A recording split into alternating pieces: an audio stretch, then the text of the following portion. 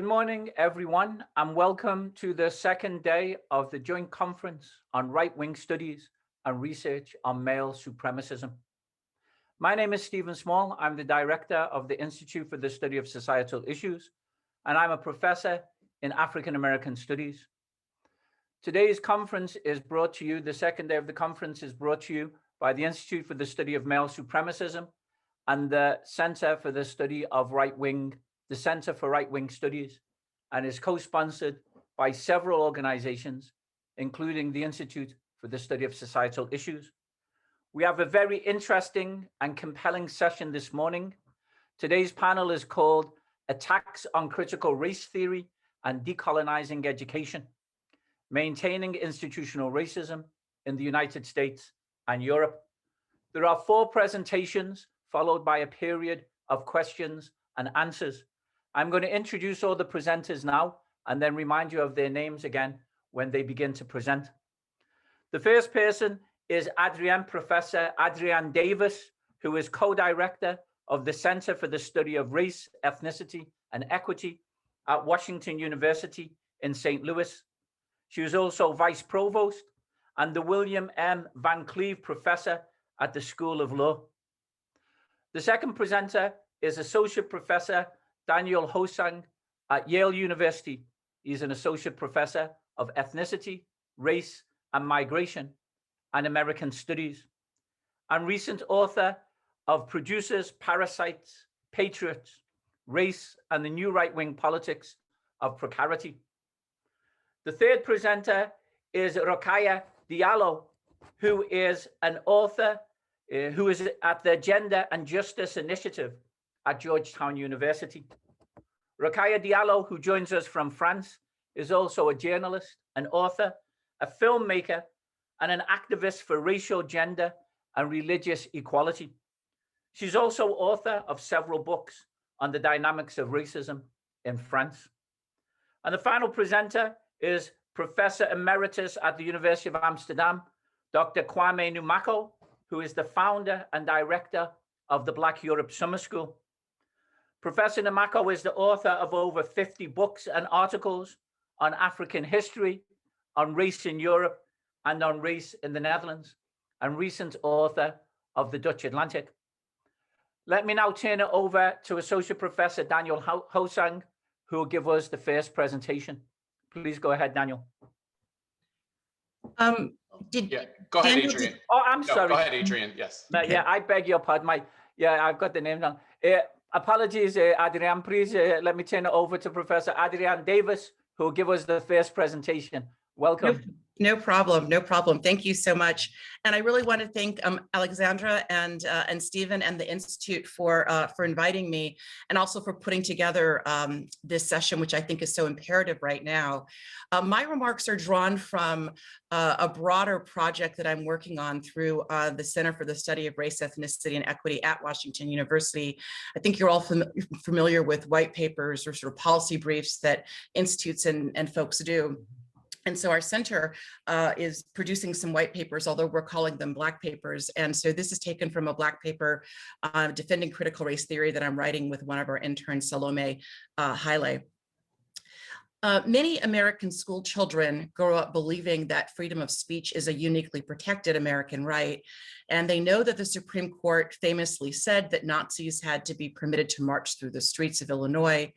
However, what the children are not taught is that for decades in the 19th century, almost half of our country imposed severe restrictions on speech, banning and criminalizing abolitionism and dissent from pro-slavery positions and ideologies. Freedom of speech, freedom of the press, freedom to petition, things that we all take as uniquely sacred in the United States, all of these were severely curtailed, and contrary actions were actively prosecuted, and as well as being informally, brutally punished. For these and other reasons, historians of Southern slavery have called the US South a closed society, one founded on a singular set of ideas and ideologies about race and hierarchy and humanity and citizenship, a society that viewed challenges to these ideas as uniquely threatening to its very foundations. Now, in the end, the abolitionists won, of course, but only after a brutal and bloody war. And it wasn't the ideas in the end that triumphed from free and reasoned debates. It was the military might of the North, backed by Europe, of course. Flash forward to 160 years later, and we find today's iterations of abolitionism being banned yet again. The summer of 2020 launched what we might view as the third arc of the nation's quest for racial justice. And I'm drawing from my senior colleague, Mari Matsuda here. What many of us called that long summer of Black Death of 2020, in which the world watched in horror as COVID-19 revealed the deep-seated racial disparities in access and morbidity of the United States health and economic system, as well as a final declaration of intolerance for systemic police violence against Black and brown bodies. As the nation sought a racial reckoning or an audit of how racism has infected our most basic and precious institutions, Americans of all ages, classes, genders, and backgrounds sought new frameworks and methods to understand racism and why it has been so difficult to root out of the nation's fabric. Folks sought new vocabularies and grammars for discussing structural oppression and how we might finally end it. And many found these new frameworks, vocabularies, and methods in critical race theory. And even as we find more Americans than perhaps ever reading about race and struggling to find their own voice and perspective and views and values, we see legislators and some educators calling to ban anti-racism teaching and knowledge production, and more specifically to suppress critical race theory. 8 states are currently debating bills that would impose curricular restrictions around discussions of race, racism, privilege, subordination and oppression, and related frameworks for engaging race. Universities are being urged to end and defund fields and disciplines devoted to knowledge production about identity, democracy, history, racial supremacy. Make no mistake, these bans are an effort to reinstantiate a singular racial ideology and value system and to suppress dissenting views. So what is critical race theory and why do people find it so threatening? I will take a stab at answering the first question, what is critical race theory, and then end with 2 concluding thoughts. And then I'll turn it over to my colleagues who I think can probably give some richer thoughts and discussion and insights into why people do find it so threatening. So let me say critical race theory at this point, probably at least 50 years old, is a complex set of analytic frameworks and methods, and it's incredibly difficult to define. So I thought I would walk you through a bit of its genealogy or some of its origins in law. So I'm going to try to discern here 10 different principles that I think would be characteristic of critical race theory methods across the disciplines, across not only law now, but the humanities, the arts, social science, and as it's beginning to take hold in beautiful work being done in the sciences, especially in technology, work like Ruha Benjamin's The New Jim Code. So the first principle we might say is that racism is structural. Right? Racism is structural. It is something that is implemented, reinforced, sustained by society's institutions. It is not the product of a few bad apples. And importantly, what that means is it also cannot be ended by the work of a few good people, right? This is not a battle between good people and bad people. This is about structures. This is about systems. And this is about fundamentally rethinking those. In my own work, I call slavery a sexual political economy to try to call attention to this, that it wasn't just a few bad people who happened to enslave other people. It imbricated the entire system, and even so-called quote unquote good white people who tried to rebel against the system were unable to do so. Following from that is a second principle of critical race theory, which is the need to scrutinize our institutions closely, including legal institutions. Derek Bell was one of the first advocates and avatars of this back in the late 1960s and early 1970s, at a point when many civil rights lawyers, of course, saw the law as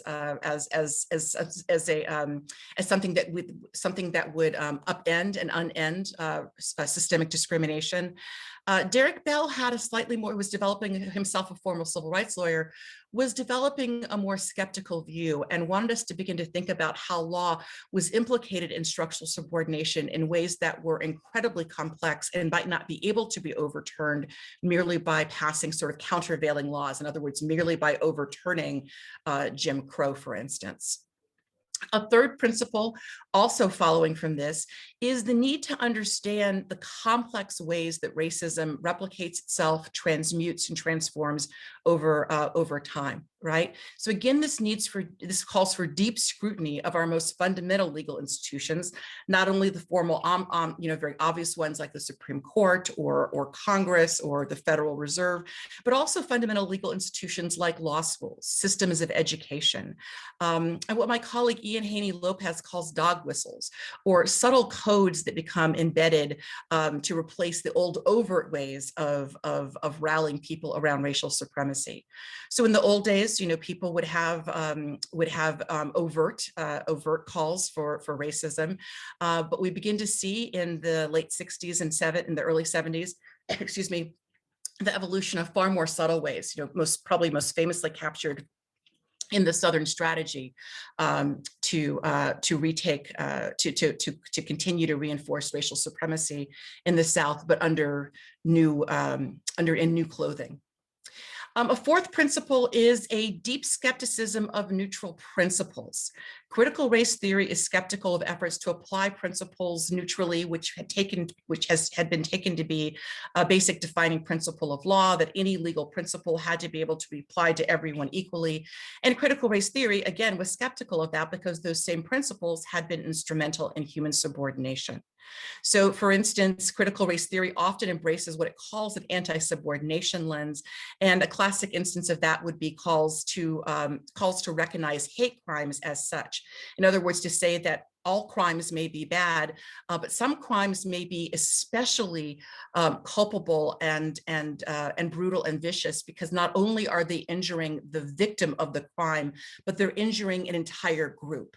So think here of the brutal murder and torture of Matthew Shepard, which was not only a crime against Matthew Shepard, but was also designed to send a message to all LGBT people that they were not welcome, were not full American citizens, and that they were at the mercy of hate against them for their sexual orientation. A fifth principle would be interest convergence. Again, something that was articulated by Derek Bell in the late 1960s, early 1970s. Bell, a famed civil rights lawyer, looking back on his storied career, was beginning to develop some skepticism about some of the great successes of the civil rights era. And one of those was interest convergence. And he began to contend that we should not predict, or we should not designate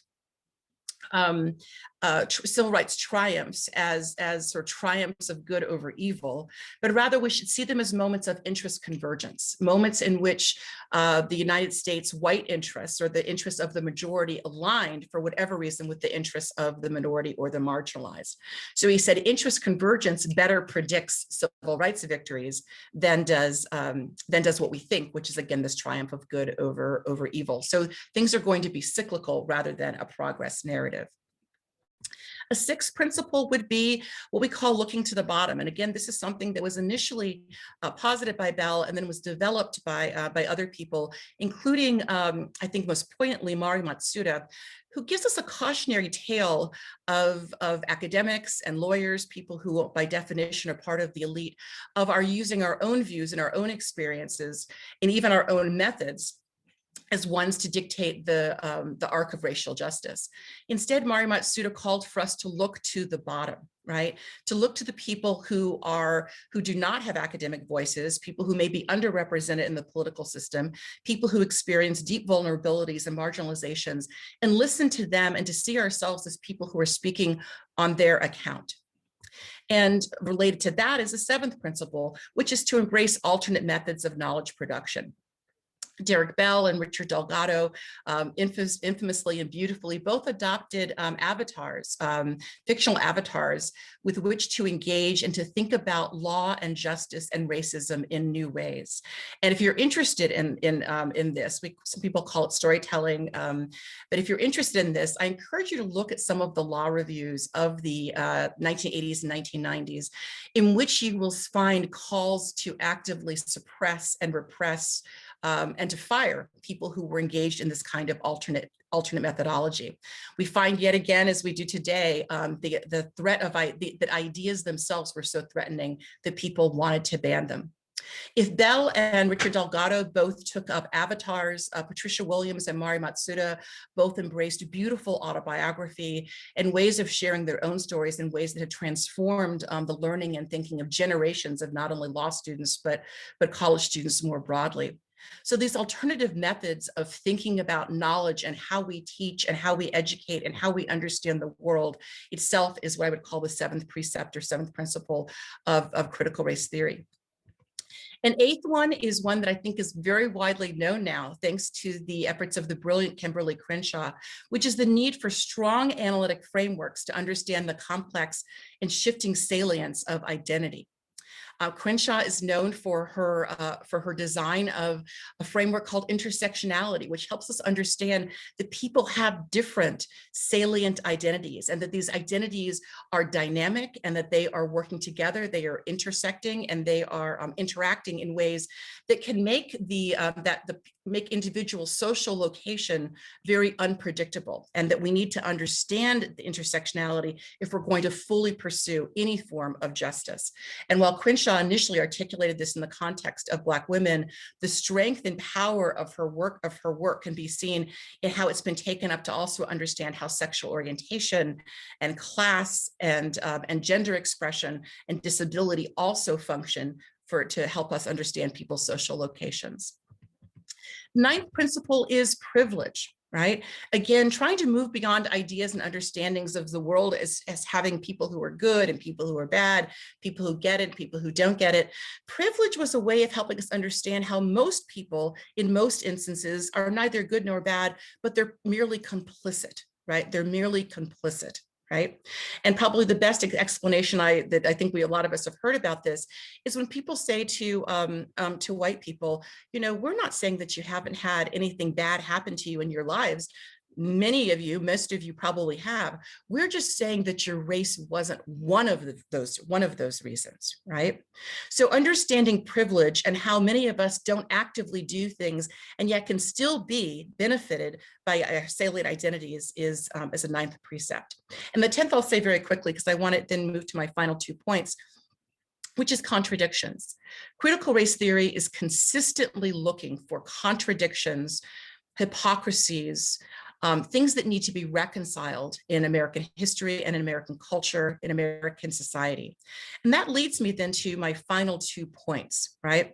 So hopefully what you discern from these 10 principles that I went through is whether you agree with them or whether you don't agree with them, that none of these ideas are dangerous in any way. They're just frameworks to try to understand how race and other forms of subordination are operative. They offer us new vocabularies, new grammars to describe things, which is part of what knowledge production and enlightened society is all about. And they're principles that people are free to engage with, adapt, reject, dissent from. And for most people, I think, who engage with them, they probably take some of that and adapt it to their own needs, their own experiences, their own values. So I want to end with 2 points then. One is a negative point and one is a positive point. So the negative point, building on the point about dissent, is that it would be a unique contradiction if a nation founded in dissent, if a nation founded in revolution from a monarchical society that suppressed freedom of ideas, if a nation founded in dissent, founded in freedom of speech, founded in enlightenment norms of people being able to engage with ideas and decide for themselves what best makes sense, if we would then go back to the 19th century and try to ban discussions about racism, if we were to decide yet again that somehow there is a singular ideology out there and that is the only ideology which all American school children and which all knowledge production must center around, it would be yet again completely, quote, un-American. And then the positive point that I'll end with is that critical race theory, I think, is exactly what we need right now. Not as an ideology that people are being indoctrinated into, but as a very diverse set of methods, of frameworks, of vocabularies, of grammars for people to have the deep, deep challenging conversations that we need to have right now as we try to do a racial reckoning. In some of my work, I call them audits, right? They're audits following the work of Nell Painter. They're audits about slavery, they're audits about racism, they're audits about gender, they're audits about structural subordination of people with differently abled bodies. And as is the case with audits, right? They are complex and many people engage in them, and people can produce different audits, right? That's why you could have multiple people look at the so-called historical books. But critical race theory is one set of vocabularies and methodologies, and it's one I think that we desperately need right now. So I'll stop with that and turn it back over to Stephen. Thank you very much, Professor Adrian Davis. An excellent start to the day. It was clear, it was comprehensive, conceptually insightful, and concise. I may have to come over and hang out with you at Washington University over there. Thank you very much. Stephen. Let me remind everybody that you can put questions into the question and answer box. Those questions can be put anonymously. If you put your name, we may mention your name. It's up to you. Let's now turn to Professor Daniel HoSang, who is a professor of ethnicity, race and migration and American studies at Yale University. Thank you, Daniel. Thanks so much, Stephen. Hi, everyone. Thanks to Alex and all the organizers for putting this together. And I'm also just very appreciative to be able to follow Adrian's very, very careful, detailed articulation of the principles of critical race theory. And so I think what I want to do now is help us to think about some of the contours and the architecture of the right-wing attack, why it seems to have some resonance, what it's trying to take up. And some of the questions I think it poses, because I think as part of what Adrian intimated is, this is on the one hand, a decades-old movement primarily based in the academy, although it's ranged out to other places. It hasn't always been a flashpoint for right-wing and conservative organizing. So there's a question to ask ourselves here, one that I'm still struggling with, about kind of what work it's doing on the right, and what to respond to, what not to respond to, and what we might build. So I want us to think about that, the kind of politics of it. I'm actually going to start, let me just,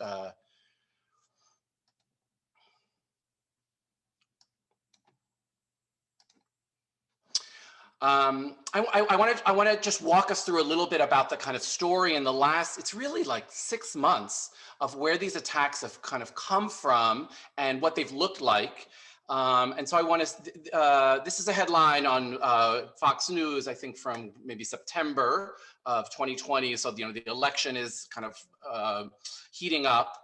And a relatively unknown figure on the right, Chris Rufo, a kind of like self-styled muckraker journalist, says he's done an investigation, a kind of like whistleblowing report on this doctrine of critical race theory and the culture indoctrination. And he's particularly focused on its deployment in the federal government. And I want to play us just for 2 minutes, an interview he does with Tucker Carlson, who's like on Fox News. And part of what I just want us to think about here are all the ways, these stories circulate all the time on Breitbart on the right, the kind of stories of like scandal, excess. We'll talk a little bit more about them. But, it's like many of them go nowhere. So when this appears, the question is like, is this going to go somewhere? Okay, so let's listen to this for 2 minutes. And I want us to think about also how different it is from the account we just heard from Adrian. So tonight we've asked Chris Rufo to walk us through some of what is happening here. You should know the details. Rufo is a research fellow at the Discovery Institute as well as a contributing editor at City Journal, and he joins us now. Chris Rufo, thanks so much for coming on. Appreciate it. Yeah, thanks so much. Tucker, this is something I've been investigating for the last 6 months, and it's absolutely astonishing how critical race theory has pervaded every institution in the federal government. And what I've discovered is that critical race theory has become, in essence, the default ideology of the federal bureaucracy and is now being weaponized against the American people. I'd like to share 3 investigations that I've unleashed that show the kind of depth of this critical race theory, cult indoctrination, and the danger and destruction it can wreak. First, the Treasury Department. I broke the story on the Treasury Department, which held a seminar earlier this year from a man named Howard Ross, a diversity trainer who has billed the federal government more than $5 million over the past 15 years, conducting seminars on critical race theory. And he told Treasury employees essentially that America was a fundamentally white supremacist country. And I quote, virtually all white people uphold the system of racism and white superiority, and was essentially denouncing the country and asking white employees at the Treasury Department and affiliated organizations to accept their white privilege, accept their white racial superiority, and accept essentially all of the baggage that comes with this reducible essence of whiteness. Second, this is not by any means limited to the Treasury Department. Critical race theory has actually now infiltrated our criminal justice system. Just this week, I released a story that the FBI is now holding weekly seminars on intersectionality, which is a hard left academic theory that reduces people to a network of racial, gender, and sexual orientation identities that intersect in complex ways and determine whether you are an oppressor or oppressed. Obviously, with the white straight male, such as FBI Director Christopher Wray, being at the top of this pyramid of evil. And third, this is a major story. Critical race theory is now infiltrating into our scientific establishment. A few weeks ago, I released a story that critical race theorists at the Sandia National Laboratories, which creates our nuclear weapons arsenal, sent their white male executives on a 3-day re-education camp to deconstruct their white male culture and actually force them to write letters of apology to women and people of color. Whistleblowers within Sandia National Laboratories have now spoken out, but laboratory executives have dispatched counterintelligence teams to quickly erase their communications, silence, and shut them down. And this is really the bottom line. There are some great people in D.C., such as Senator Josh Hawley in Missouri, that are starting to push back. But conservatives need to wake up, that this is an existential threat to the United States, and the bureaucracy, even under the Trump administration, is now being weaponized against core traditional American values. And Okay, I'll stop it there. You know, so interesting, right, to listen to the account there in comparison to what we just heard from Professor Davis. But I want us to think about some of these kind of stock narratives that are working in there. So an account of like state overreach, bureaucracy gone wild, a kind of like threatening the taxpayer in particular, and something about like austerity politics. Certainly something about populist anger, something that's enraging a silent majority. A notion of kind of leftist academics and Marxists gone wild, out of control. Undergirding all this, certainly a narrative about violations of colorblind neutrality. That's in these so-called reports. You see that all the time. And finally, implicit across all of this, a conjuring of white suffering and injury, that this is not something that's innocent, it's coming at someone's expense. And just again, how different this is from the actual work of critical race theory. So even though you can hear, like in the mention of intersectionality, actually the discussion about its application to STEM fields, some convergence in what we heard from Professor Davis, you know, still how it departs so dramatically. And I have to say, so this happened in September. Kimberly Crenshaw, who Adrienne mentioned, also is the executive director of a really important group called the African American Policy Forum that I work with, you know, reached out to many folks and said, look, they're coming for us, here's an attack on their stuff. And my first reaction was, because I do spend a lot of time reading kind of right-wing media, this just seems like a scare story that's gonna like go away in a week. They kind of put out lots of feelers. It's hard for me to imagine that it's really going to generate much. It did certainly have echoes of this episode from 2010, when this is Tom Horn, who is the superintendent of public education in Arizona, and kind of used almost the same language to attack an ethnic and Mexican-American studies program in the Tucson school district. And that had real effects. It actually canceled the program. It took aim at it. So I just want to say that it was like unclear last fall, like, would this kind of catch some fire and become something like this, or would it be among the many dozens of just kind of outrage stories that, you know, tend to fizzle out in a week. But it did not fizzle out. In fact, you know, the account that's now circulated is that someone very high up in the White House was watching the program, which is very much what the aspiration always is. When these journalists are like, get a, you know, 2 or 3 minutes on Tucker Carlson, like, is it going to capture in particular kind of Trump's imagination? Trump immediately, I mean, within a week or so, issued, you know, this kind of wide-ranging and seemingly like incoherent executive order banning critical race theory and diversity trainings. These on the left there, you can see like some of, again, these are like these kind of outrage investigations. And then appointed a commission with something that he called the 1776 report, which was meant to be a counterpoint to the 1619 project that came out of the New York Times, which centered both slavery and resistance as kind of the foundational through line to US history, rather than the signing of the Declaration in 1776. You know, Biden, when he's elected, this 1776 report comes out maybe 2 or 3 days before, like in Trump's last days in office. It's kind of widely panned. It's, you know, some parts of it are like cut and paste from others. There's no footnotes to it. So many just kind of academic historians, you know, quickly dismissed it. But I think the important part, you know, if you look at this 1776 report, and I urge people who are interested to do it, it actually very much follows and parallels the dominant story that still operates in most US textbooks and most US history classes as well. It's not like a white supremacist story of the country. It's a civic nationalist story that says, indeed, there was slavery, there was immigration exclusion, all nations have their baggage, but, you know, through unity, we overcome it. And I think it was at that point that I also came to realize, like, it's not thinking about these as somehow just kind of excess on the right misses the deep interconnection between the dominant narratives and stories that are told in everyday circles among liberals and conservatives alike about US exceptionalism, and the kind of like anger-driven story that we heard on Fox News. And that actually, just to add on to Adrian's point there, that was very much part of critical race theory's origins. It was not just a critique of kind of conservatism, it was a critique of liberal neutrality as well, and the critique of the kind of tropes of American exceptionalism.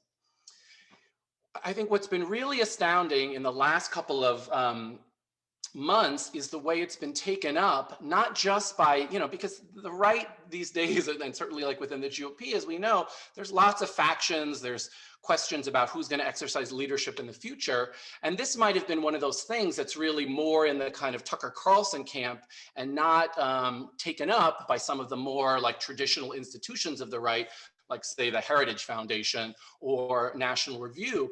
But in fact, Heritage, you can see, invited Chris Rufo to write a kind of 20-page policy report on critical race theory. It actually engages in a little more substantial way some of the actual critiques of critical race theory. So it's kind of like it came to their attention and they looked into it and they said, actually, this is something where we want to like have at.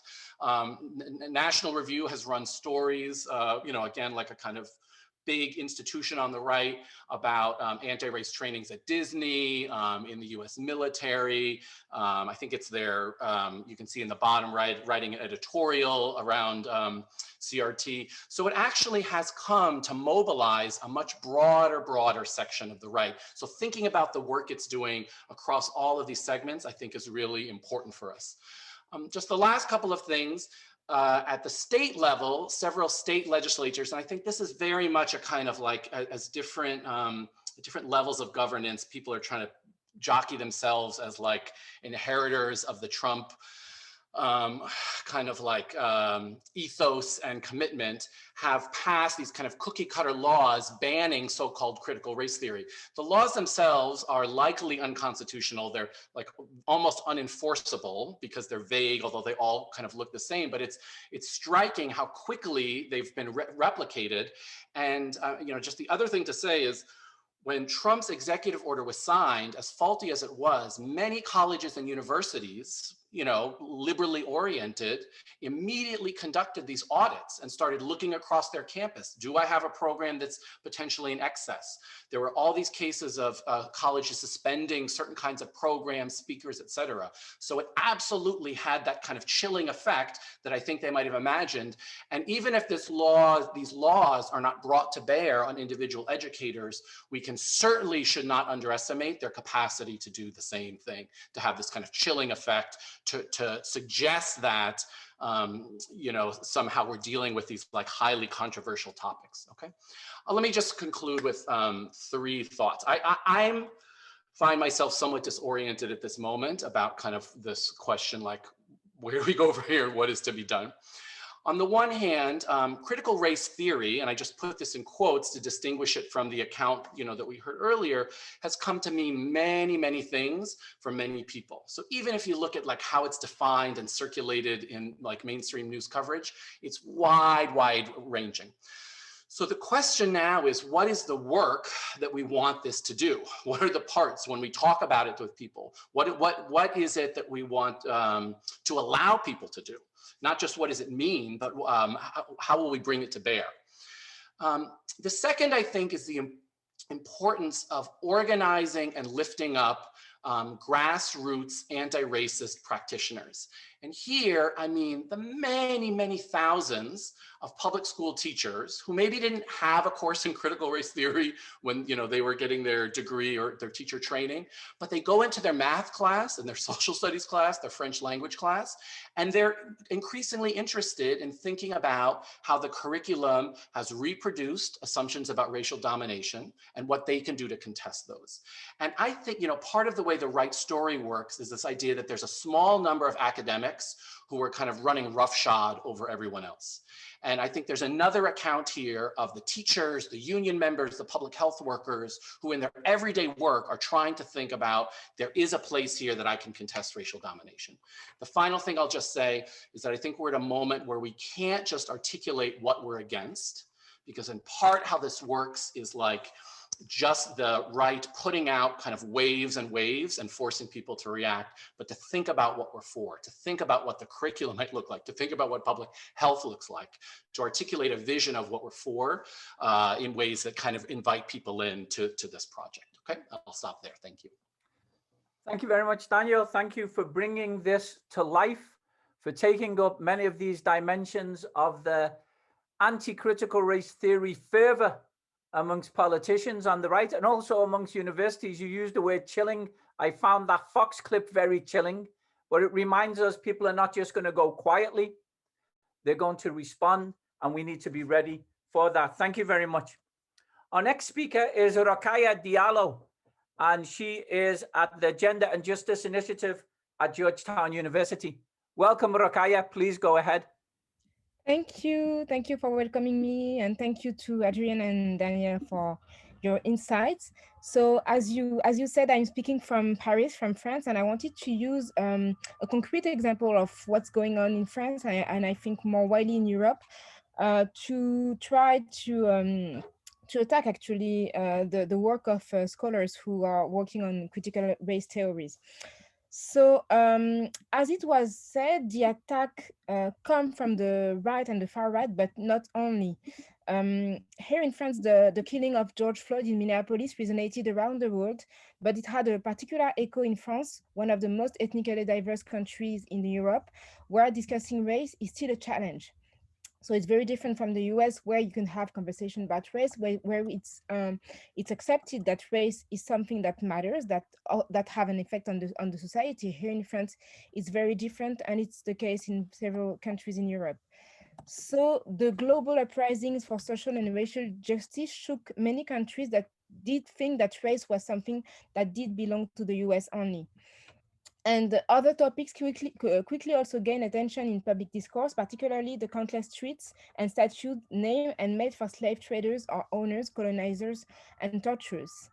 So, challenging the paradigm of race in France is so sensitive that in an open letter published by the acclaimed novelist Virginie Despentes, who was acknowledging the fact that white privilege she was benefiting from led to anger across the political landscape, because the topic of white privilege is not only not mentioned but also not understood.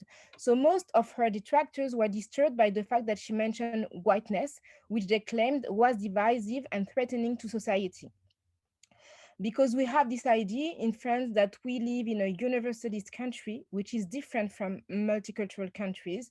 And the example of a multicultural country would be the US. And that idea of universalism really construct the idea, the impression of something very monolithic.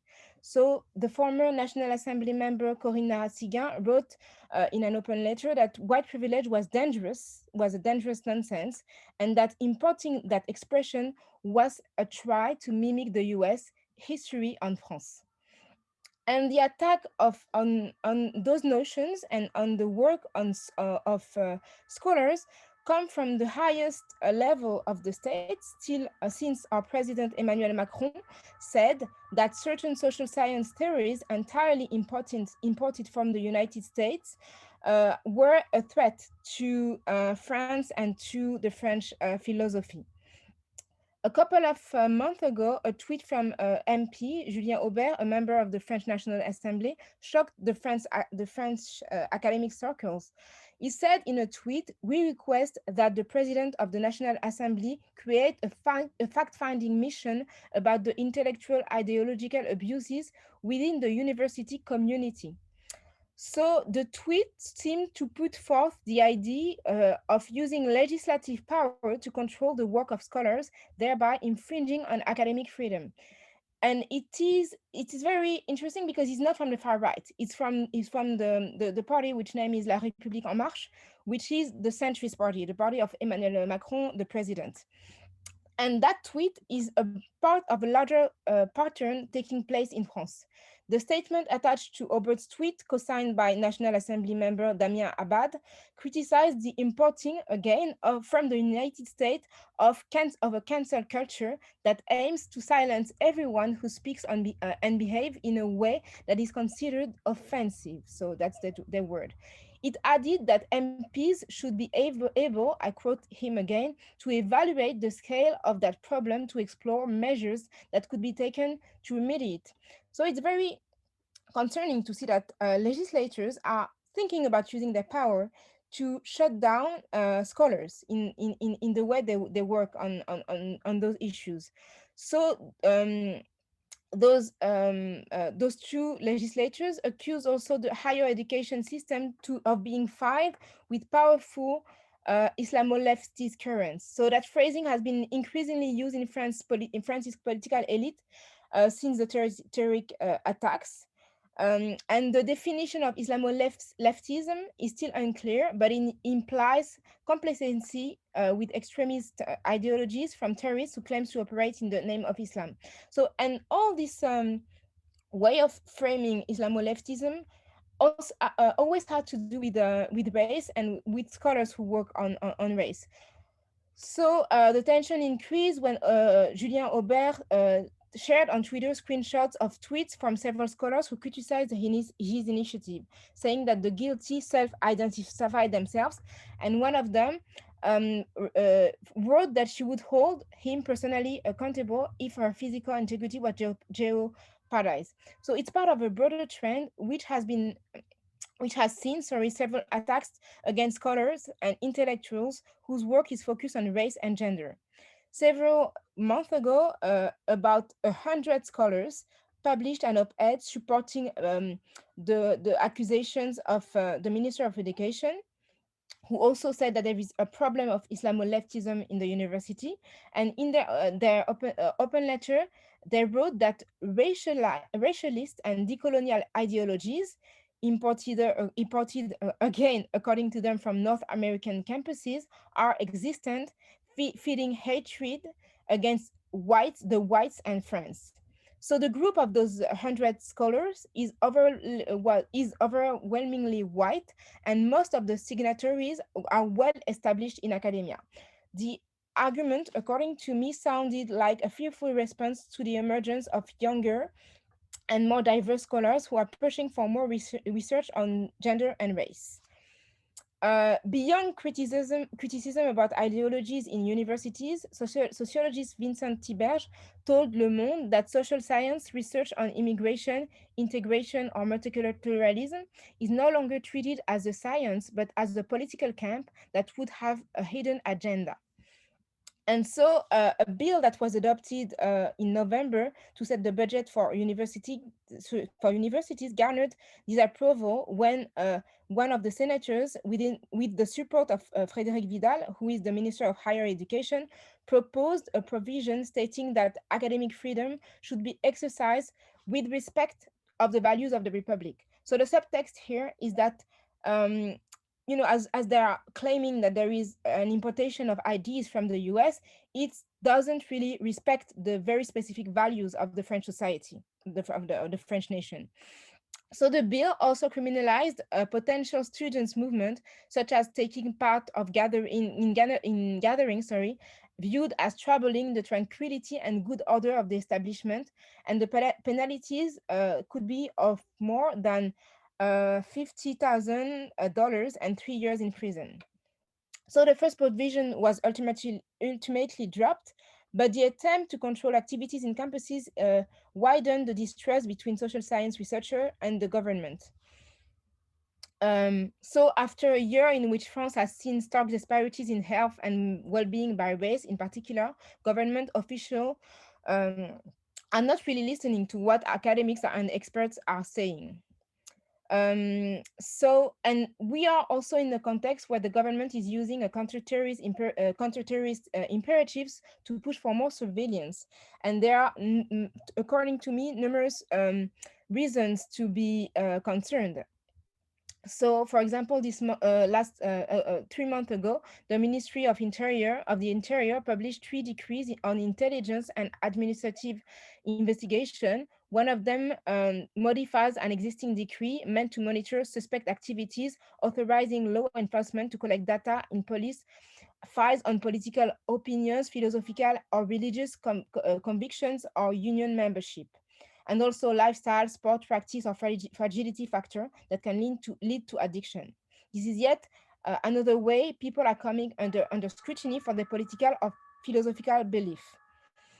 So to me, it happens in a context in which, for the first time, there is a wide conversation on race, and we have many scholars who work on race who are very visible in the public sphere, but there are not that many. Then you don't have any position, for example, last year that was created for a scholar that who was specialized, who would be specialized on race. So there is a fantasy and a very a discrepancy between their fantasies, their imagination of the French university being invaded by scholars who would work on race, and the reality. And in reality, whenever you're trying to work on this topic, and I can also testify as a journalist, you're being attacked and you're being accused of being un-French, or of importing issues that are not that do not belong to our country, and of trying to actually divide the country and trying to challenge the identity. And what is interesting is that at the same time, when there are discussions against scholars who are trying to work on race and to anchor the issues of race on European soil, and starting their reflection based on what's happening in Europe, there is at the same time a denial of their work being accurate and being necessary, and a push to a push for a narrative that is very conservative. For example, last week, our President Emmanuel Macron decided to host a commemoration for Napoleon, and Napoleon is known in France for being the one who re-established slavery after its first abolition, and who also did actually put in his civil code provisions that would diminish that would how can I say that would actually attack the rights of the women's rights. And he also pushed a very discriminatory set of law against Jews. So he was honored by the president and granted a very official commemoration, whereas yesterday it was the 20th anniversary of a law that makes France the first and only country to consider the slave trade and the transatlantic slave trade and the slavery as a crime against humanity. And it's a national day that is commemorated every year since 2006 by the Republic, the French Republic. And every year there is a speech authored by the president. And yesterday, for the first time, Emmanuel Macron decided not to have a speech. 5 days after having one to commemorate and to glorify, according to me, Napoleon. So there is a very official narrative of Emmanuel Macron saying that the danger is a scholar trying to frame an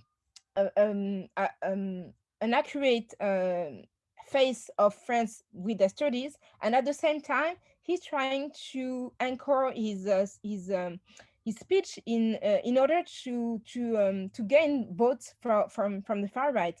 And what is interesting in what's going on in France is that the attack don't come from the far right; they come from the mainstream parties and the left parties who are trying to not to lose the votes of those who are already on the side of the far right. So that there is something to think about how the collaboration between scholars from Europe and from the US is used against them and is used to make them seem un-French, un-European, and how it's used to also attack activists. It also happens against Assa Traoré, who is a high-profile activist against police brutality, and whose brother was killed died in the hand of the police, and who is accused of being manipulated by the US. So I think that it's something we could maybe speak more about afterwards.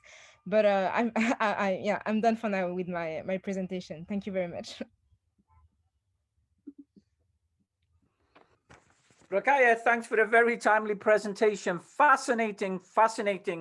It's a salutary reminder that these issues are not unique to the United States, that they exist on the terrain of other nations across Europe and elsewhere. It reminds us that these attacks are not the exclusive preserve of the right wing, but that are embraced, advocated by mainstream parties, by a wide section of the public. You remind us also of the point that was made by Adrienne about the intersections, that race doesn't operate on its own. It operates in conjunction with religion, in this case, Islamophobia. It operates in conjunction with gender and ethnicity, okay? And it reminds us that even where nations claim to be different, that the US is multicultural and France is universalist, nevertheless, they have these same, what you call fantasies of being overwhelmed by critical race theory. So again, very excellent insights, which I think people will appreciate a great deal. Okay, our final speaker is my good friend and colleague Kwame Nimako, who also comes to us from Europe, in this instance from Amsterdam. Okay, Nimako is Professor Emeritus at the University of Amsterdam, founder and director of the Black Europe Summer School. I turn it over to you, Kwame. My colleague Deborah Lustig is going to handle, as very kindly agreed, to handle your slide presentation. Deborah, can you post that now? Thank you.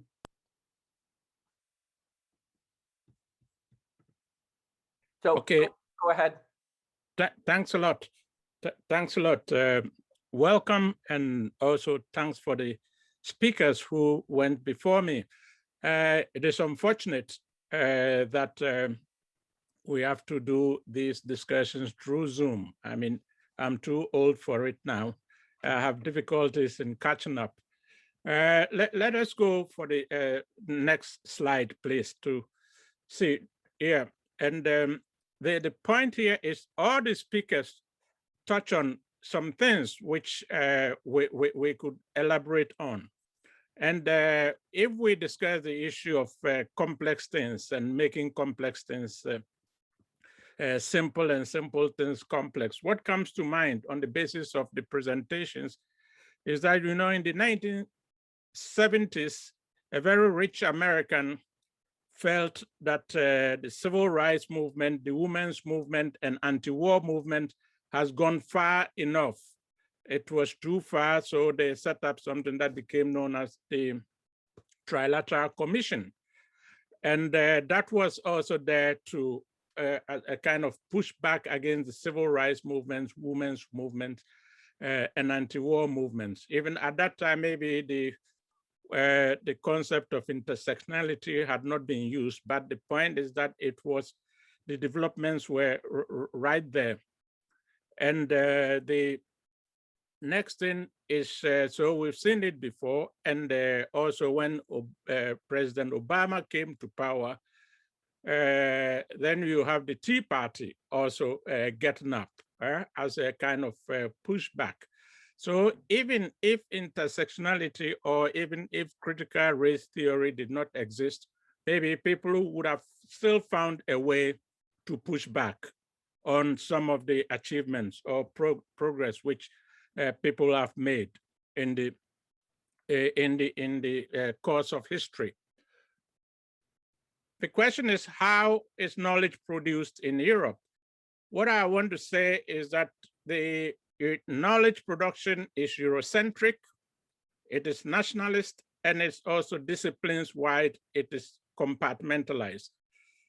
By Eurocentrism, what I mean is that we are all Eurocentric in one way or the other, in a sense that the canon of scholarship as social sciences emerged in the 19th century has been Eurocentric based canon. I mean, that is why we get concepts like critical, neo, radical, orthodox, and all these things come up to remind us that certain knowledges that exist is as dominant should be challenged or should be evaluated. And the Eurocentric knowledge is essentially founded on 4 elements. That is the religion, in this case, Christianity, race, that is the whites, and the environment, geography, where some people identify themselves as white Europeans, and culture, the idea that Europeans have a similar culture and that maybe goes back to Greek civilization or whatever the case is. They don't say this always openly, but there's this idea that that should be the norm and that it becomes the standard, and anybody who argues otherwise is a deviant and therefore has to be pushed back. So that is also the context of where we are now with the issue of critical race theory. The idea that there's a standard where there should be a pushback. And you should also know that those who have done statistics knows that even in statistics, you have standard and standard deviation. So the idea of deviance and deviation is part and parcel of our knowledge formation. So it gives people the position to push back to look at these issues as non-mainstream, as something that is intervening and therefore must be stopped. The other thing is also that knowledge production is also nationalistic, which is what Rokhaya has tried to demonstrate now.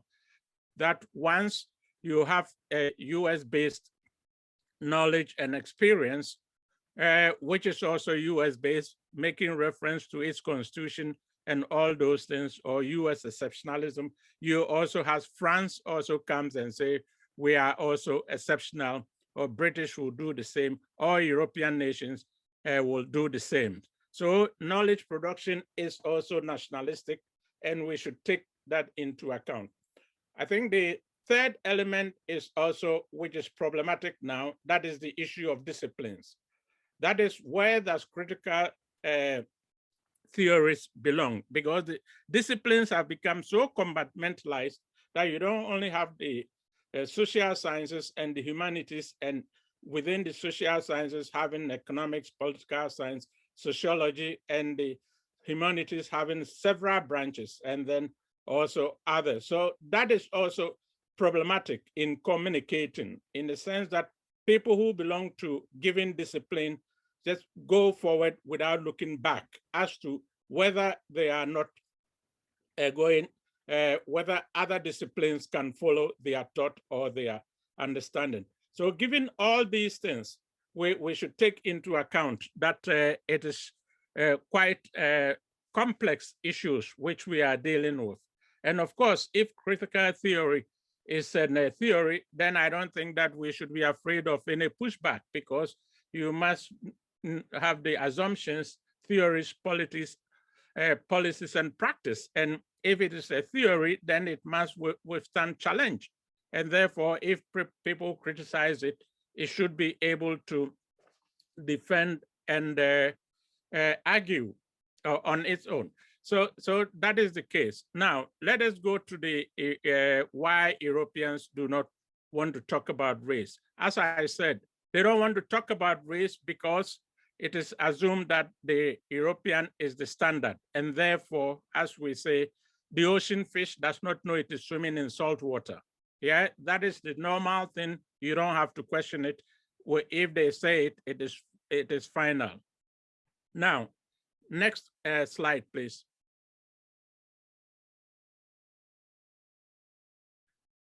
Right. Within the European Union, if we talk about the right-wing politics, what we see here is that European Union itself is a contested project because there's no European citizenship.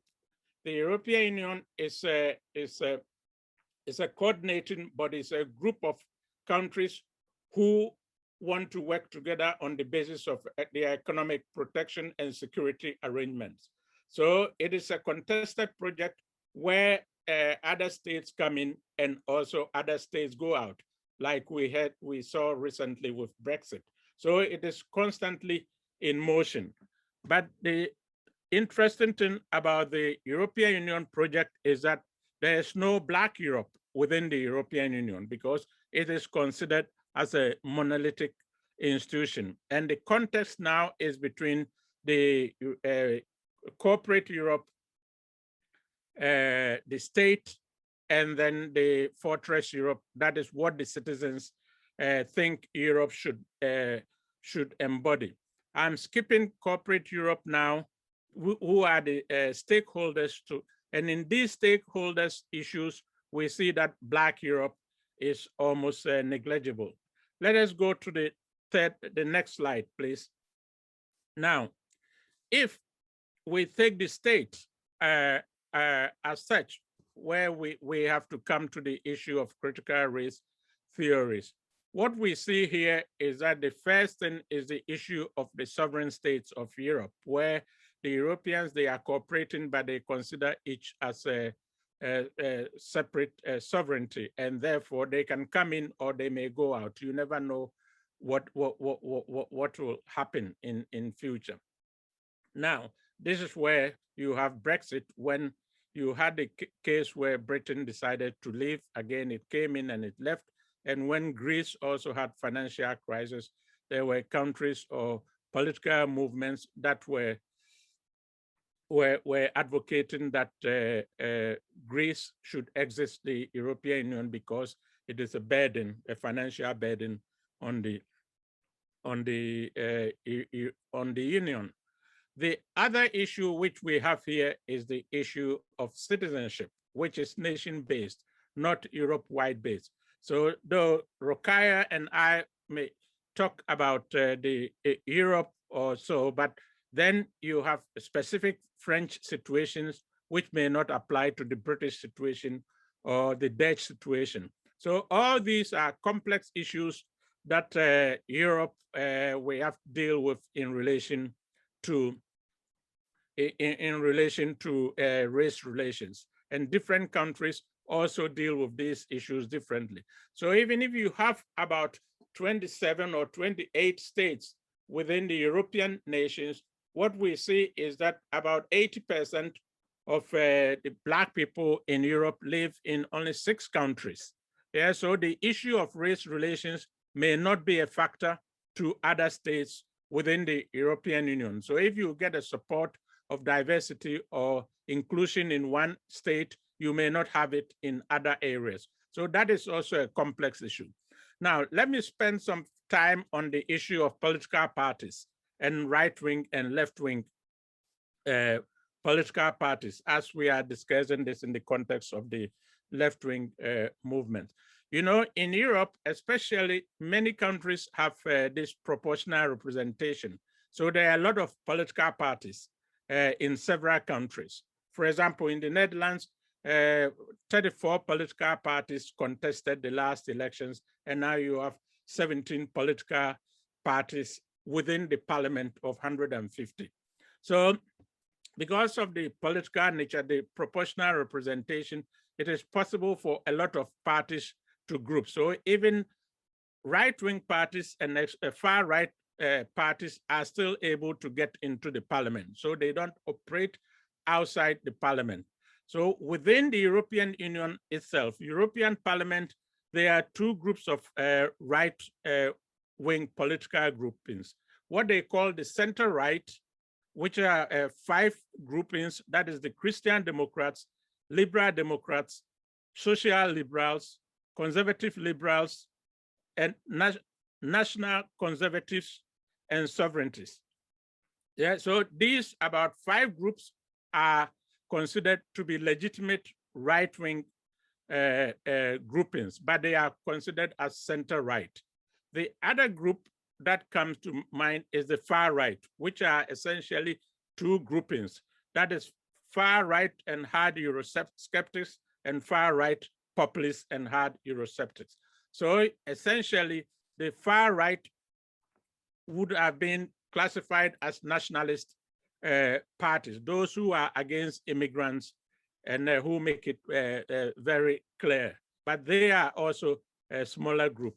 Now, what is interesting about the right-wing groupings is that in the last elections of 2014, 59% of the parliamentary seats were occupied by right-wing groupings. And 5 years later, that is 2019, they gained more seats, so 64% of the political groupings in the European Parliament, 64% is considered as right-wing, either center-right.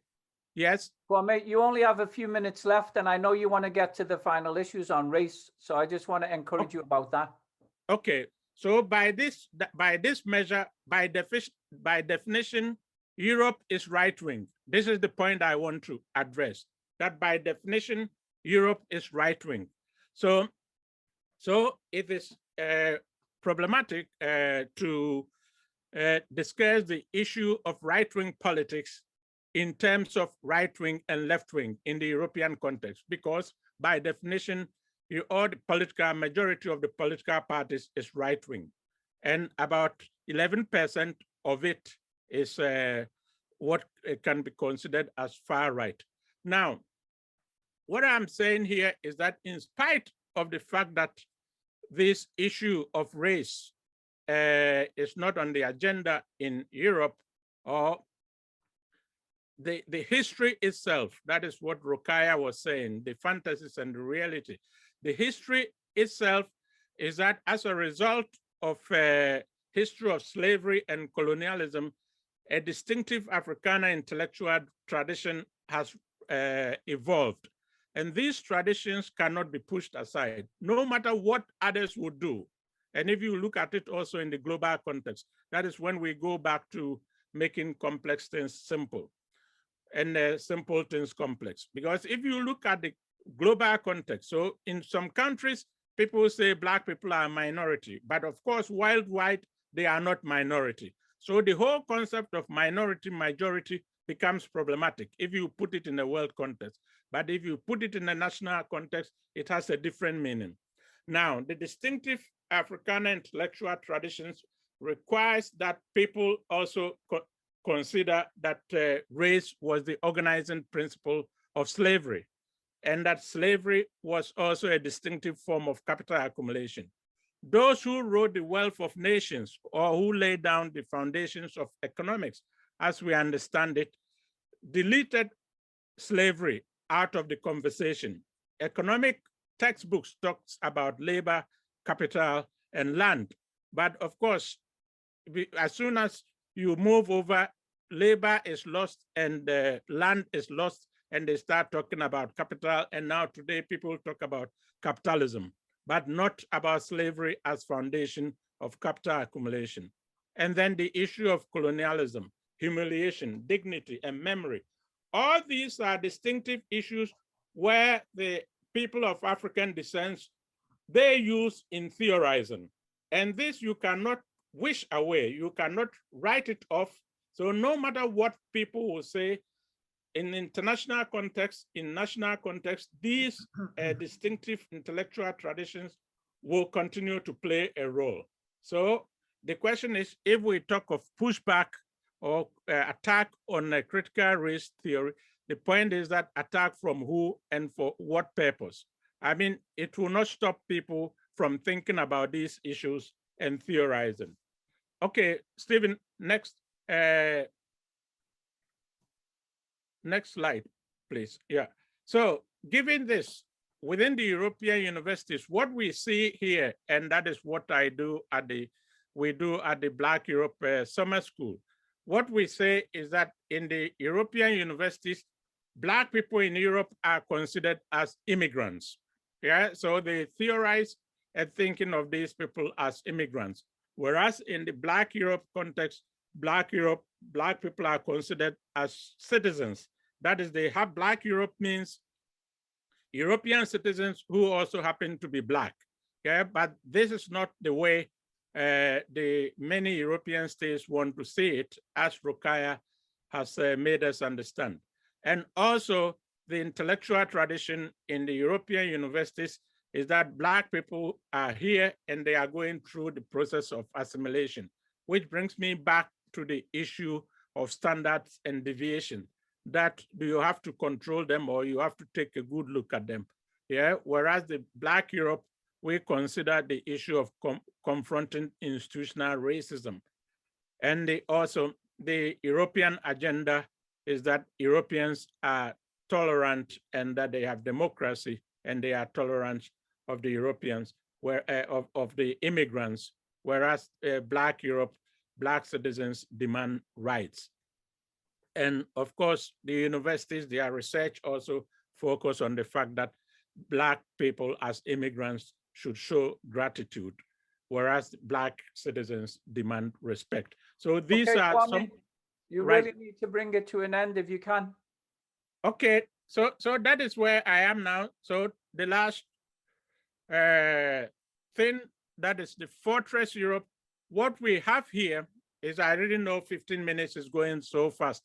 So what we have here in Europe is that we have racial citizenship, yeah, which has elements of nativism and dog whistle, and therefore the idea of European is supposed to be white. So that is what I call the racial citizenship, and this gives rise to nativism. Nativism is the idea that there's an inherent right which the white Europeans should have. And this is an issue which is separate from racism, because you may be able to legislate racism, but you cannot legislate nativism, because well, Kwame, I really need to ask you to bring it to an end so we have time for questions, because we're going on 20 minutes. Okay, let me end here then. You have seen the screen. If you have questions in the Q&A, I think I'll be able to explain. Thank you. Okay, thank you very much, Kwame. I'm sorry to have to rush you there. It's not so easy to make complex things simple, but I think you did a very good job. You took a very complicated set of nations where you identified what they share in common in terms of their ideas about knowledge and citizenship. Thanks for communicating to us that the issue of left wing and right wing is really a spectrum and is something difficult that we must contend with. So we appreciate that very much. I've been told by Alex, the main organizer, that we can go until 10 p.m. So I'll now open it up. Can I ask everybody to turn on their screens if they're comfortable with that? And we'll open it up to questions. I wonder, first of all, if any of the panelists have questions for one another. If you have a question, just put your hand up or just tap the raise hand.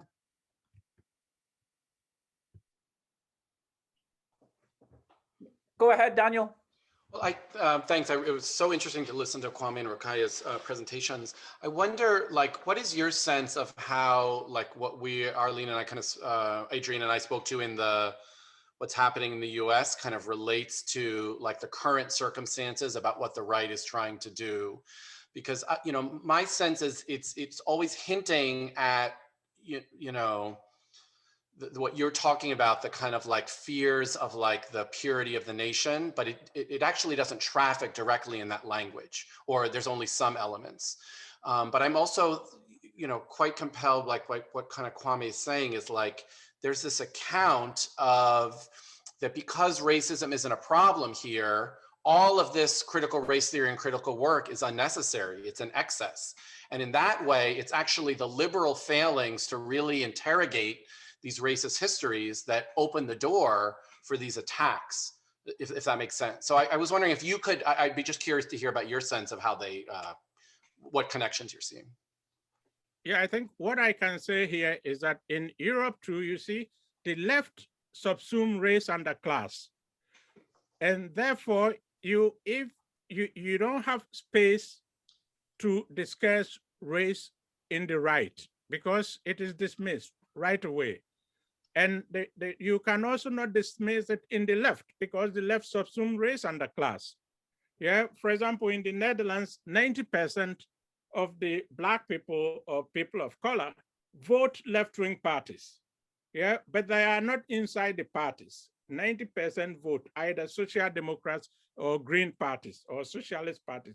That is how they vote, because you cannot be part of the right-wing party. Yeah, because right-wing parties say you are not welcome. We don't want to talk about race. They are insulting you every day. So that also puts the Black community in a problem, because they have one avenue is closed and the other where they can enter to, you don't have to talk race. Yeah, we know it is there, but inequality, income inequality is much more important. Anti-capitalism, we fighting the capitalists, and that is more important. Green agenda is more important. So there too, you cannot discuss race. Yeah, and also the Black community is not in the academic field. They are not the professors, they are not intellectuals. So the point is they operate outside the system. For example, my summer school, Black Europe Summer School, started at the university, but I had to relocate it outside the university, because either I have to stop doing the race and ethnic studies, or I have to do it independently, that sort of thing. So these are some of the issues that we are confronted here. Rokhaya, did you want to respond? Yes, I wanted to respond, especially about what you said, Kwame, about the class argument. Here in France, what I can say is that as we have had a debate more visible on race, you have now more and more scholars who says, you know, everything is about race now, and we don't hear any more about class. And it's a narrative that is very prevalent, and that tries to shut up the people who are trying to address race. And it's what you hear also in the left parties. And what's interesting also is that we also have these issues on Islamophobia. So you have all the feminists that claim to be universalists, who say, you know, we are all the same and you shouldn't be visibly something else. If you wear hijab, for example, if you wear a headscarf, that means that you are submissive. And there is just right now a controversy. For example, there is a woman who is a candidate for the next regional election, and she wears a hijab. And it's very interesting, because there was like the one of the heads of the far right, the far right, who said it's not acceptable that you have such a candidate on your poster. And instead of not responding to him, the head of the party of the president said, yes, I don't accept to have her. So you have to, he accepted the debate in the terms of the far right, and he just asked his own party to remove the woman, or the woman to remove her own hijab.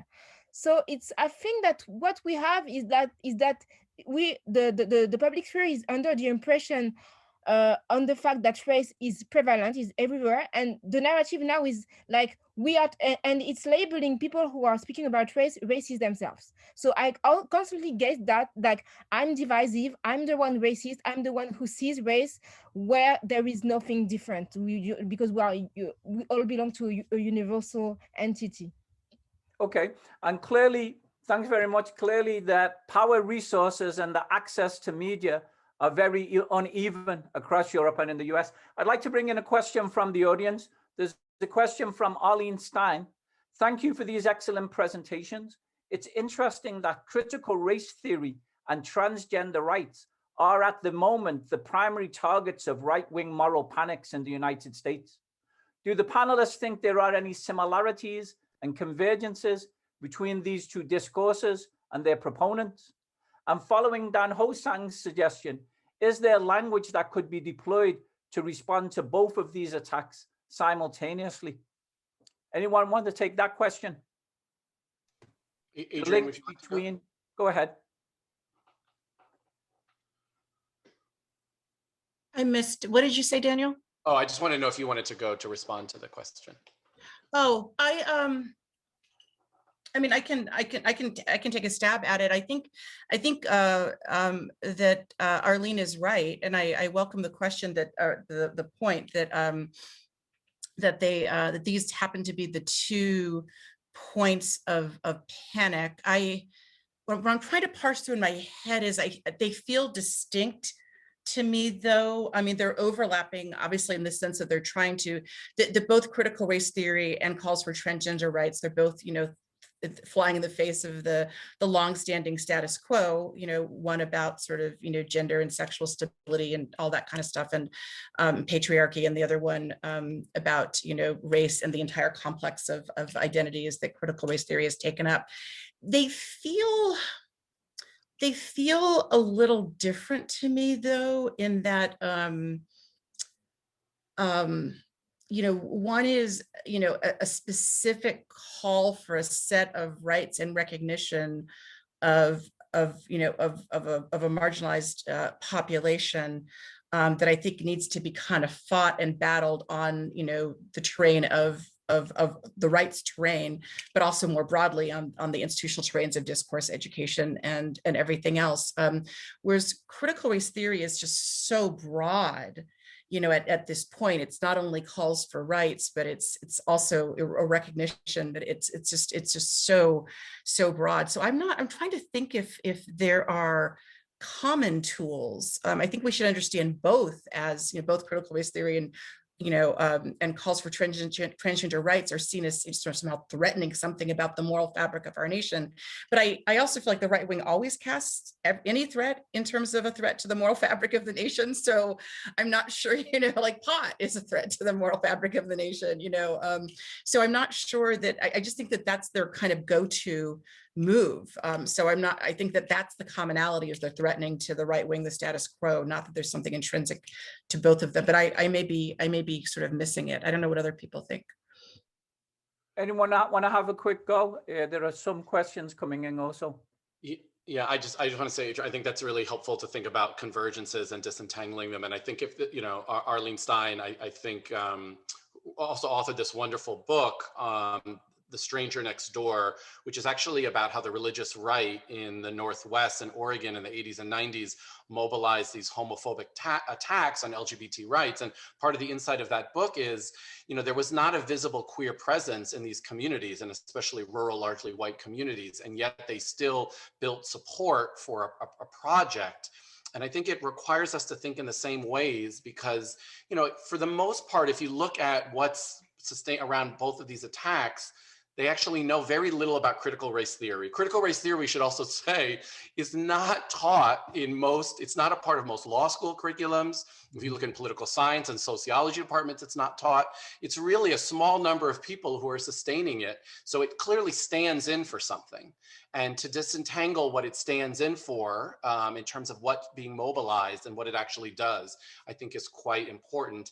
And the other thing I'll just say quickly is, if you know, in the video that I played, you see all kinds of specters being kind of woven up, like corporate diversity training, federal government diversity training. Those are actually very, very different. You know, a lot of the corporate diversity training is quite compatible with all the forms of like liberal and neoliberal governance I would talk about. So I think it's important here to kind of disentangle, like, again, like what is the critique we really want to advance, and what are they just kind of like bouncing around about that has nothing to do with it. So. Can I add one more thought real quick, Sure, go Stephen? ahead. So I'm really intrigued by what you were saying, Daniel, and I've been taking some notes, because I don't think critical race theory is what it was 30 years ago, which was a completely, so in terms of critical race theorists, I think you're right. There aren't so very many of us out there. But I was doing a orientation for our incoming law students a few weeks ago. So these are college grads, and the questions they were asking me were incredibly sophisticated. And what it demonstrated is that, in college, and for some of them, I suspect even earlier, that they were getting access to, frameworks and methodologies that, probably they would not have 20 or 30 years ago. And what I find so intriguing about, all of the kind of the civil service, efforts to and the military efforts to kind of do diversity and anti-racist training is, it kind of reminds me of like kind of a Hannah Arendt point, right? Which is there, or maybe it's Foucault, I'm not sure, maybe it's both of them. But when you win the civil servants, you kind of win, and so we could do a little bit of sort of ethnography or anthropology to figure out like what this happened. But obviously a lot of these people are, they're very educated, they're they're college graduates. And so maybe critical race theory is no longer kind of a marginalized, I hear people talk of intersectionality all the time. Yeah, I think that's really helpful. Yep. I'd like to bring thank you very much. I'd like to bring another issue. Of course, institutional racism and right-wing groups across the spectrum target a wide range of racialized groups, whether it's Black people, whether it's Asians, Native Americans, Latinos, and so forth. Many of the examples that are being provided today have looked at racism against Black people. So my question is, given the increased visibility and virulence of anti-Asian racism in the United States, how does critical race theory speak to those issues, to different groups, to different populations beyond African Americans, in addition to and beyond African Americans or beyond Black people in Europe? And Rokhaya mentioned Islamophobia, and the majority of Muslims in Europe are not Black, although there are several 100,000 Black people who are also Muslim. So there are other groups targeted as well. Does anyone want to speak to that in either the US or in Europe? I'll just say something very quickly, which is I was negligent. I was running out of time and trying to come in. So I actually had, a couple more of the basic precepts of critical race theory. And one of them is that what people call, quote unquote, beyond the Black-white binary. And so some of, I think, the really wonderful early work that was done was trying to understand both why we need to have an ongoing need to center the Black experience, frequently just for all kinds of reasons, but because, but I'm sure I won't get into, but at the same time, we can't limit the analysis to the binary of Black and white. And I think one of the best, scholars on continuing to center the Blackness is Mari Matsuda. And then you have just people, just generations now of people doing outstanding work that breaks the binary and also shows the complexity of how different groups of color or different, groups become racialized as well. For instance, how Muslims and people, what is at bottom of religion becomes racialized. So I think that is also one of the great, sort of principles and insights of critical race theory. Okay, can I say something now? Sure, go ahead. Yeah, I mean, Stephen, as you know, in Europe, in the past, like especially Britain, the word Black was meant by colonial subjects, which included Asians, and so the word black was different, is used in Europe and especially in Britain, different from how it was used in the United States. But people who have not followed the discussion may think that we're only talking about people of African descent or African Americans. But in many cases, it is broader. But when I say we have to make simple things complex and complex things simple, this is where it comes in. In the 80s and the late 70s, as developments in the world came about, like the Iranian Revolution, the assassination of Indira Gandhi in India and apartheid South Africa, as all these things came in, also the populations started becoming fragmented. For example, in Britain, the word black increasingly started breaking down, where others started preaching, talking about Islam, and then as a result of Iranian Revolution, where people were, so Islam and Islamophobia came on the fore, Salman Rushdie affair, and all these things. So that brought the issue of Islam. Assassination of Indira Gandhi also brought the issue of Sikhs and Hindus into sharp discussions in Britain. And therefore, the Asian community also more or less became a special focus. Instead of calling all the groups as Black people, we had this division of Black people, and then you have Asian community, and within the Asian community, you have the Bangladeshi, the Sikh, and the Hindu community, and the Muslim community. That is how these fragmentations emerged in the 1980s. So if you followed the discourse or the discussions, you know that there was a period where the issue of Black or minorities encompassed more people than it is these days. So I don't know where it is going from here, but the point is that it is not, everything is not centered on Africans or people of African descent. If you follow the discussions from historically, I've been in the business for the past 40 years, so I know how all these differentiations have come about. We have a couple of questions about Quebec, which should bring in some interesting issues. Let me try to do them together. Julian Castro Ray says the situation that Rokhaya described in France is being replicated in Quebec, so that the so-called secularity legislation, with the so-called secularity legislation. Could you comment on that? Also, Aurélie Petit says that she's a French student in Quebec working on racism. She sees how Quebec's racist ideologies, fed by anti-Americanism, are distributed in France, recently through the Mathieu Bock-Côté. I was wondering what Rokhaya thinks about Quebec's role in the discussion of race and academia in France. Yeah, thank you for the very interesting question about Quebec. First of all, just to speak about the other minorities, it's important to remind that the European racism is also rooted into colonization. So the French Islamophobia also is inspired, is the legacy of the colonial past. And in the colonized Algeria, there were already ceremonies of unveiling women publicly, and that happened in the 50s. So it means that it's something that was also part of the colonization of non-white bodies. So to go back to Quebec, yes, I've had the opportunity to debate with Mathieu Bock-Côté. So I don't thank you for sending us your racist Canadians, Québécois. So it's interesting because Mathieu Bock-Côté and the Quebec is using its very particular situation as a French speaking part of North America, which needs to resist to the American culture, and uses that position to import the French way of dealing with secularism and laïcité. So I have the feeling that what's happening in Quebec with laïcité, which is a French word for secularism, even if it doesn't really translate exactly the meaning of the word, and it's something that isolates the Quebec from the rest of the Canada. and intellectuals like Mathieu Bocoté pretends who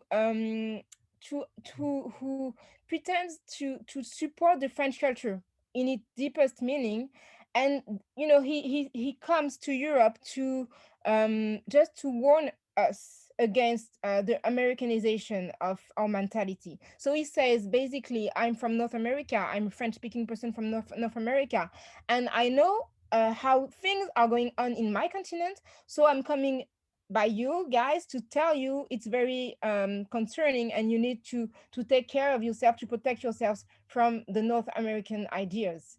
And I think that conservatives need him in France to say, look at him, he's coming from America and he knows. And Quebec needs us as French to say, France is the only country in the world which is able to resist to the North American mentality and ideologies, because it has a strong culture. And it's so there is a win-win situation here, and it's very concerning, because Mathieu Bocoté that you mentioned has released his book I think last week, and I think it's already in the top 10 of the bestsellers in on essays in French-speaking language. So that means that it resonates a lot with so many people who need to hear that here in France.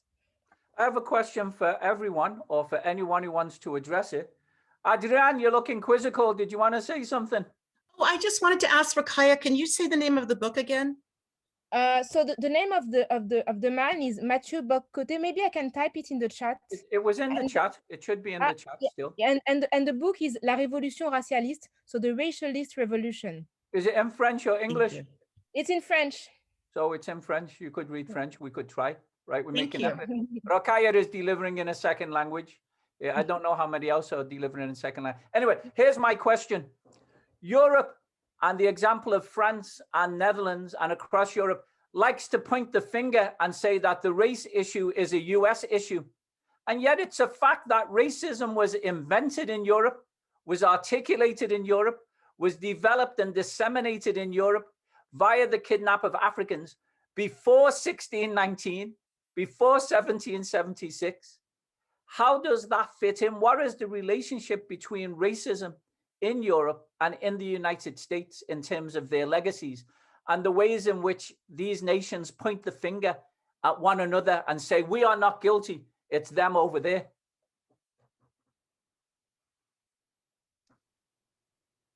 In other words, another way of phrasing it is, what is the legacy of racism? How do we relate the developments of racist ideologies, of institutional racism in Europe, to the developments in the United States? Yeah. Can I go ahead? Can I go? Sure. Yeah. But that brings me back on the issue of making complex things simple. I mean, because now we started with the simple things, and now you are going to make it complex. I mean, because at the global level, we talk of assumptions, theory, policy, and practices. What we see is that what happens in the American continent is the policy and practice of racism. But the assumptions and the theories were developed in Europe. That's why I said even we are all Eurocentric in a sense that the canon itself of this and all these philosophical thoughts which use the Black people or other people as a mirror, and also the development of the social sciences itself, where when they hit the wall, where they got to say, what do we do with these people? Then they had to develop this notion of Orientalism to let people study Asia, and also develop anthropology to let people study Africans and then Native Americans. So these institutions, the social sciences as we know now, evolved in the European context. Yeah, whether you go to Kant, Hume, or even Adam Smith or Hegel, you know that all these racial thoughts existed in Europe long ago. But now people think that it is in the US and that you have to leave it there in the US. Whereas in the US, the issue have been more at the level of policy and practice. And here they say, okay, it is there, so we have nothing to do to do with it. Though we developed slavery, we designed, planned, and implemented it. It did not take place on our soil, so we have nothing to do with it. Yeah, so that is the context. That's why occasionally we have to go beyond the nation state and put it in global context to see the interaction between what is going on in different intellectual settings.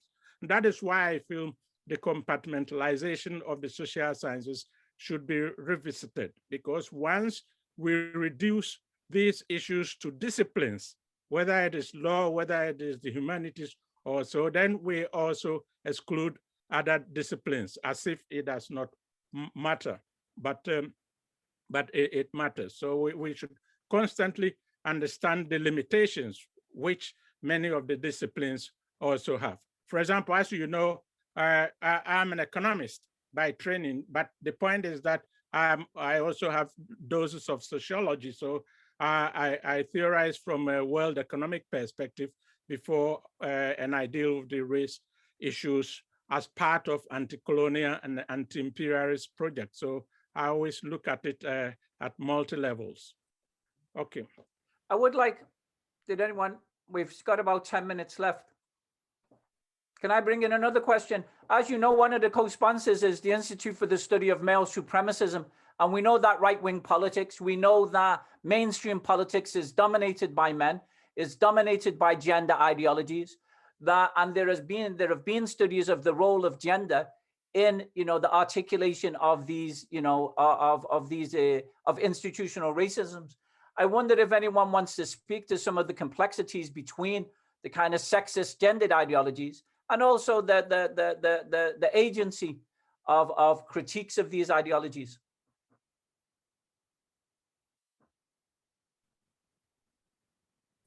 I want to say I'm not, yes, mainstream politics is definitely dominated by men, but we, two of the most vocal conservative voices right now are definitely white women. And so far be it from me to take away the agency of racist white women.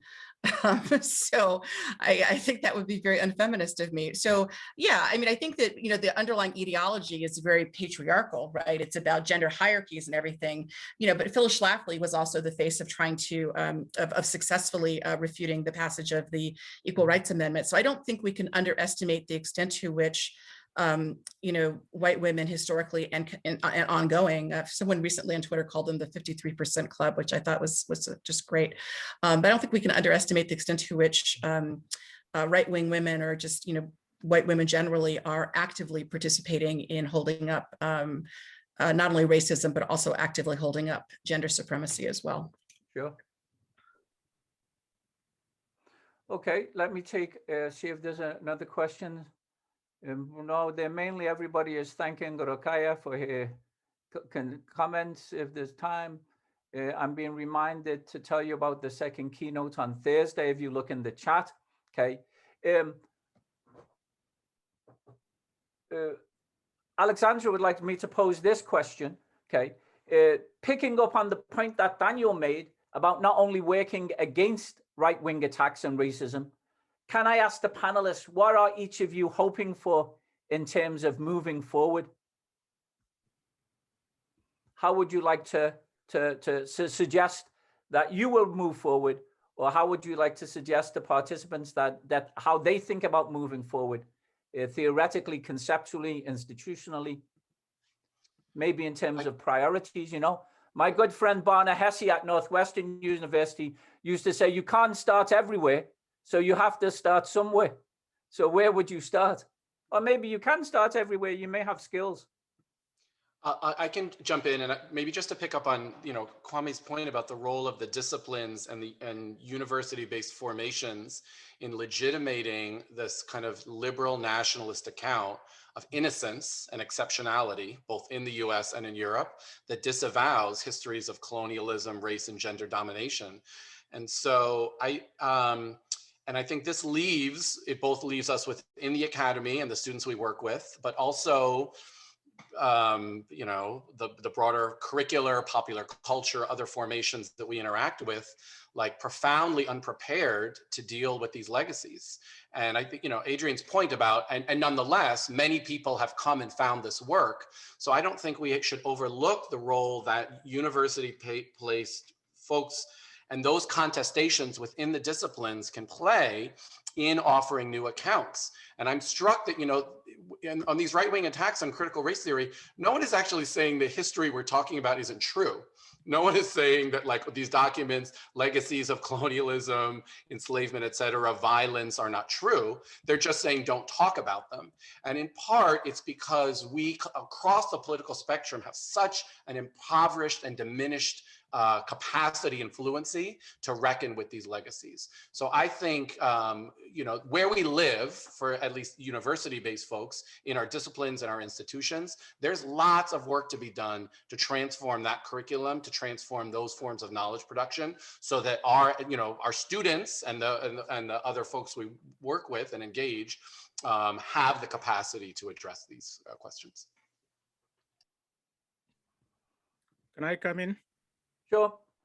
Yeah, I mean, to come back to my issue of assumptions, theories, policies, and practice, we also have to get to the bottom lines, because I mean, Daniel's presentation started with the Fox News issue, and the question is periodization. Why was it in September, yeah, that this drew attention? It was the voting election time.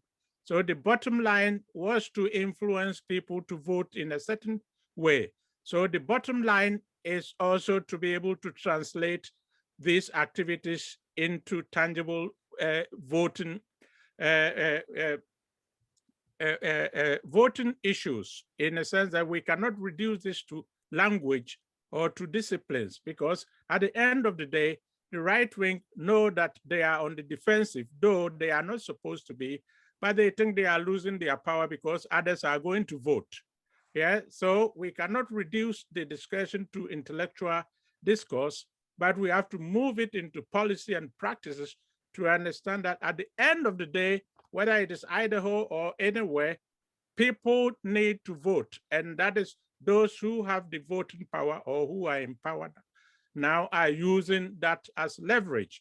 And it seems as if they are attacking because they want to discourage people from voting a certain way. So the bottom line is that, like Stephen said, we cannot start everywhere, but we should begin somewhere.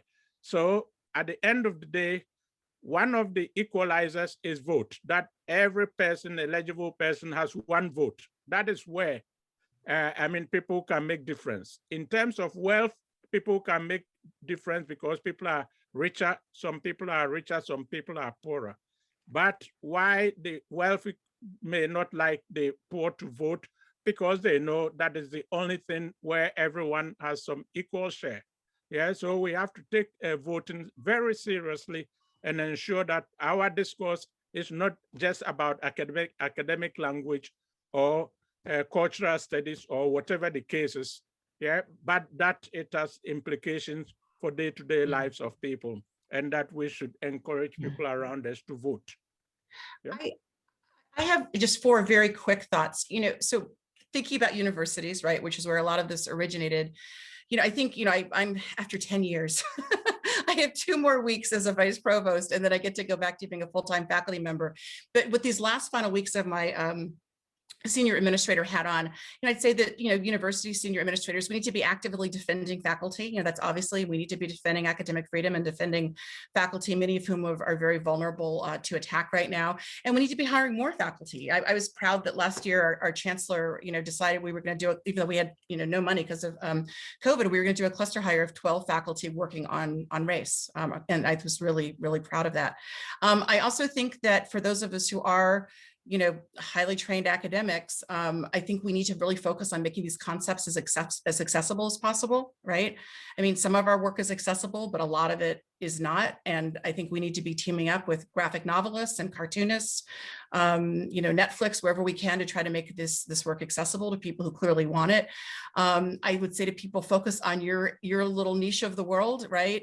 For some people, it's going to be your job. I think, some people it's going to be your local PTA, reinforcing what Kwame was saying, not only vote, but also there's a lot of activism, a lot of work to be done in our local elections. In St. Louis, we're proud to have our first Black woman mayor, Tashara Jones, who already, she's only been in office about 10 days or so, but already, or 2 weeks, she's already really putting forward just a very, very fresh vision, grounded in equity for our region. So get involved wherever your area of democracy is, get involved. And the last thing, and listen, listen to people who are not the elite. And the last thing I'll say is, democracy is not an end state. I really just have decided, democracy is not an end state. Democracy is just the ability to constantly struggle for justice. And that's where we are. I think we should draw it to a close right now. Thank you so much for these excellent presentations, theoretically rich, conceptually rich, politically engaged, clearly covered a wide range of terrain. After 35 years in the academy, you can imagine how many talks I've been to. I was fascinated by this one. I learned a great deal. Thank you to all the panelists, to Adrienne, to Daniel, to Rokhaya, and to Kwame. Thank you, Rokhaya and Kwame, for joining us from the evening in Europe. Thank you to the audience and participants for your questions.